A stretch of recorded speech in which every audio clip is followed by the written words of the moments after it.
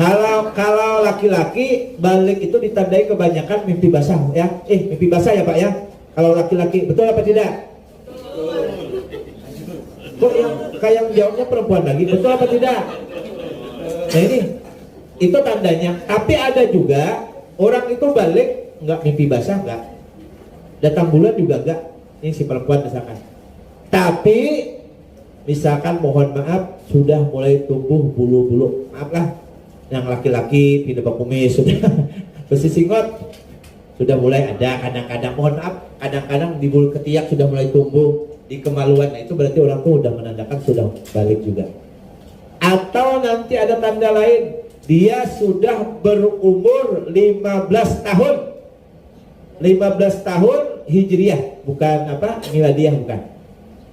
Nah orang itu dipastikan sudah balik walaupun misalkan belum pernah mimpi basah, belum ada tanda yang lain yang kayak tumbuh bulu dan segala macam itu tadi, tapi umurnya sudah berapa? 15 tahun, orang itu dikatakan sudah balik. Kalau ulun ketahuannya baliknya mimpi basah. Pian Pak Toto ketahuannya mimpi kering kan? Kalau tahu punya, nah itu telah. Jadi jelas lah. Nah ini nih. Jadi yang kedua syaratnya orang itu diwajibkan menunaikan sholat 5 waktu. Orang itu sudah balik atau perempuan baligha. Nah, kemudian balik berakal pulang. Harus orangnya sehat akalnya. Ya ada juga orangnya gila, maaf ya. Orangnya sudah umur 15 tahun tapi tertawa terus atau diam aja. Diajak ngobrol kada nyambung. Nah, maka dia tidak wajib sholat dan yang lain sebagainya. Kemudian ini khusus perempuan, syarat wajib sholat yang ketiga yaitu adalah suci dari haid dan nifas. Selama-lama haid itu adalah yaitu 15 hari 15 malam mulai kita haid hitung. Nah, lewat daripada itu lain haid namanya, yang keluar itu namanya darah istihadah atau darah penyakit. Maka orang tadi wajib mandi, kemudian kalau sudah sampai waktu sholat dibersihkan, mohon maaf kemaluan kubur-duburnya, kemudian disumpal aja, disumpal ya, pakai softtek. Nah habis itu sholat, andai kata tak keluar juga, itu kan penyakit ya, itu dimaafkan. Jangan kada sholat. Nah ini hati-hati nih, perempuan harus tahu betul masalah kayak gini. Nah kemudian nifas itu darah yang keluar setelah dia melahirkan. Ini biasanya yang kebanyakan itu 40 hari kebanyakan lah. Tapi ada juga yang kurang dari itu. Dan selama-lamanya adalah 2 kali suci kurang lebih 60 hari. 60 hari. Itu yang paling lama. Lewat dari itu darah penyakit. Nah ini harus tahu juga perempuan nih. Nah, yang kemudian yang nomor 4 syarat wajib sholat adalah yaitu ada pendengaran, ada penglihatan. Kayak apa ya? Artinya orang ini bisa mendengar atau bisa melihat, atau salah satunya aja. Ya mendengar aja, orang adzan mendengar aja, waktu guru menjelaskan mendengar aja, berarti paham nih tentang cara wudhu dan segala macamnya. Nah atau misalkan melihat, guru menjelaskan, melihat aja, oh kayak ini caranya, bisa aja ngikuti, tapi tulis lah. Nah berarti itu tetap juga ada kewajiban. Nah andai kata orangnya tuli, orangnya buta, kada tahu apa-apa ini, tuli lawan buta, adakah kewajiban sholat 5 waktu? Ada. Kayak apa? Menjelaskan gitu. Kadang kau mendengarnya, melihat kada kawa juga. Kayak apa kita mencontohkan kada juga. Nah, maka orang ini kada ada kewajiban untuk menunaikan sholat. Orangnya tuli dan buta. Tapi kalau salah satunya aja biasanya masih nyambung, itu nanti bisa enak itu. Kemudian yang kelima, sampai dakwah atau seruan kepadanya, artinya tentang sholat dan segala macam itu sampai memang kepada dirinya. Kalau orang tinggal misalkan di hutan, paling hutan banget, kalau tersentuh dakwah, nah maka orang itu ada kewajiban untuk itu. Bisa jadi orang tersebut nanti masuk apa? Masuk yang model zamannya belum ada kenabian itu adalah karena dakwah kada sampai ke sana. Nah bisa jadi dimasukkan Allah Ta'ala seperti itu.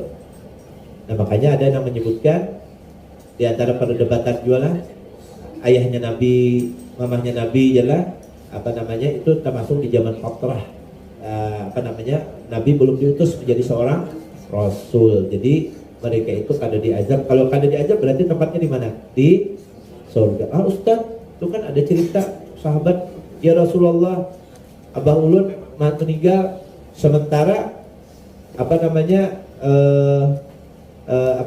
dia tidak beragama Islam waktu itulah. Nah, ya Nabi huwa finnar. Nah, habis itu udah kemudian kayak sedih sahabat nih. Kenapa ya waktu itu dikatakan Nabi dia di neraka? Karena dakwah sudah sampai.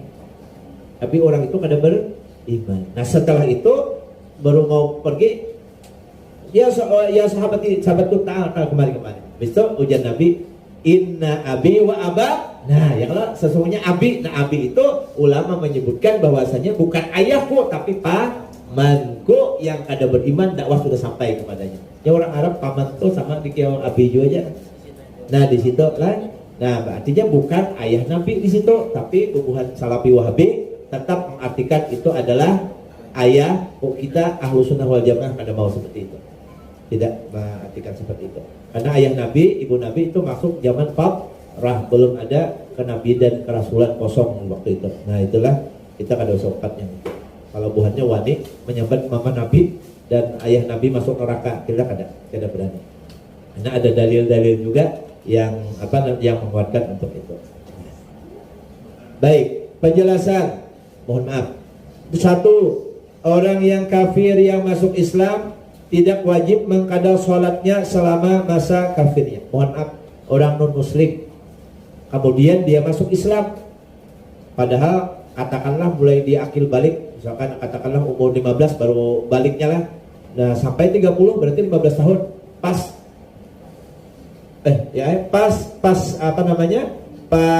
dia masuk Islam umur 30 tahun.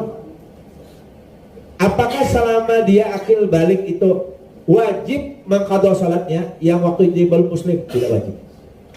Artinya tidak ada qadha bagi orang yang baru masuk Islam. Bahkan dosa-dosanya yang telah lewat itu diampuni oleh Allah seperti bayi yang baru lahir kembali.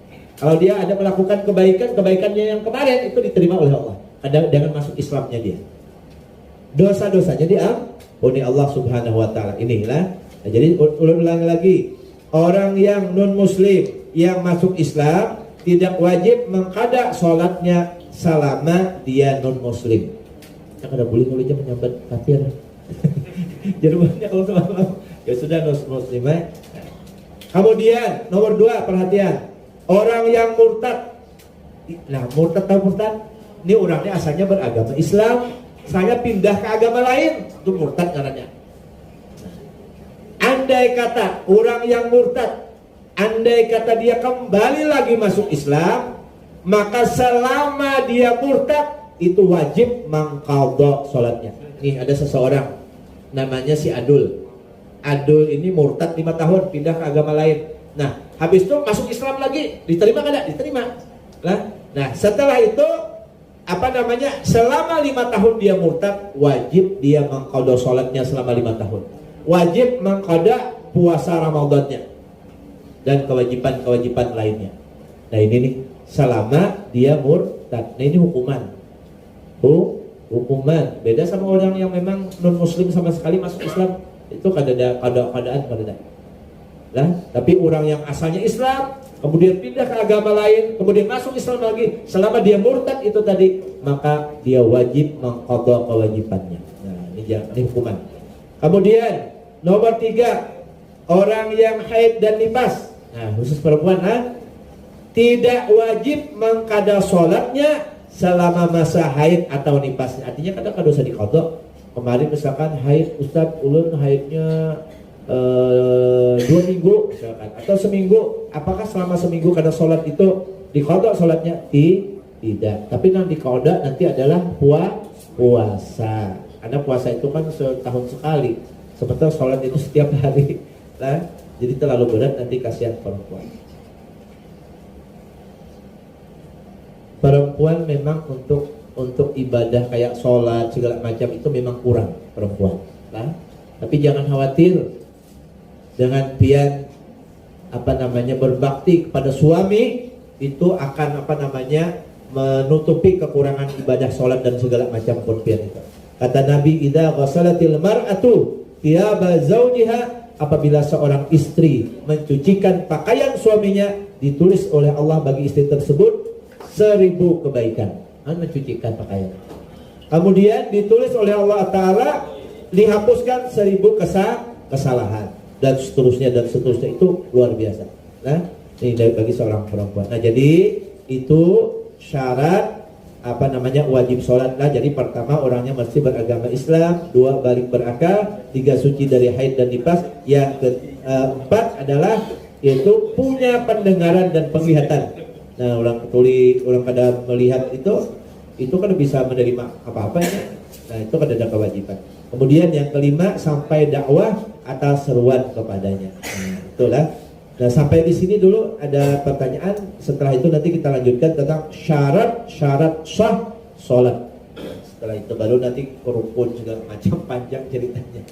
Oke, kita apa dulu sampai sini dulu atau dilanjut dulu lah? Lanjut habis itu baru pertanyaan sedikit lagi.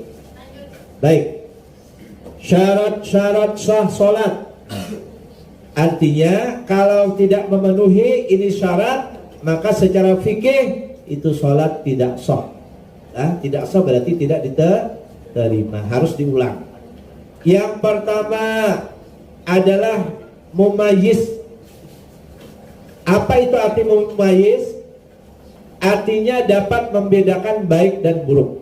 Nah, orang kalau sudah bisa membedakan baik dan buruk itu namanya mumayyiz. Kira-kira anak umur berapa yuk bisa mumayyiz ini? 7 tahun tuh udah mulai itulah. Udah mulai, makanya kan murah Allah dapat mulai 7 tuh sudah tahu tuh. Nah diunjuki ya, misalkan ini yang makanan yang nyaman, ini kadang kira-kira memilih nyamannya. Nah ini misalkan mainan, ini api, anak belum mumayyiz, api diambilnya, ya Allah, kan akhirnya kebakar. Nah kalau ini itu sudah mumayyiz tuh, mau dia sholat sah kalau sah aja. Walaupun dia belum balik, tapi nanti gasan siapa pahalanya? Gasan orang tuanya. Nah ini orang tuanya, makanya luar biasa ini. Nah, kemudian yang kedua, syarat sahnya adalah mengetahui keadaan sembahyang fardu. Artinya tahu tentang sholat fardu. Nah, ini sholat apa? Oh subuh. Ini sholat apa? Zuhur.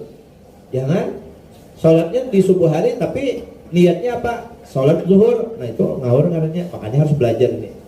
Kemudian nomor 3, dapat membedakan antara fardu dan sunat. Nah ini nih, harus tahu fardu dan sunat atau rukun. Jadi kita dalam sunat-sunatnya paham ini.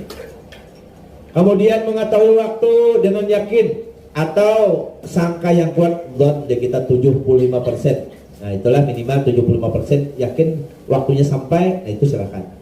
Kemudian nah ini nih yang hati-hati nih. Nomor 5, menutup aurat dengan sesuatu yang menegah warna kulit meskipun sembahyang di tempat yang gelap. Mohon maaf, mentang-mentang ada lampunya gelap benar, awaknya udah hilang misalkan, habis itu bertelanjang sembahyang, jangan. Ada sah nih tuh kalau dikatik malaikat benar Kayaknya ada kesahbian, maaflah, kurang sholat berjamaah.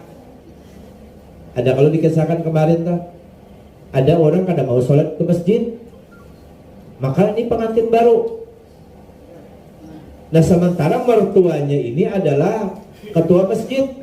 Nah akhirnya ujar mertuanya, nak, kamu kenapa nggak ada ke masjid? Bapak malu. Loh kenapa pak? Bapak ini ketua masjid, masa kamu mantuku nggak pernah ke masjid? Mohon maaf pak, saya ini nggak ke masjid karena saya tidak tahu cara sholat berjamaah. Oh, kata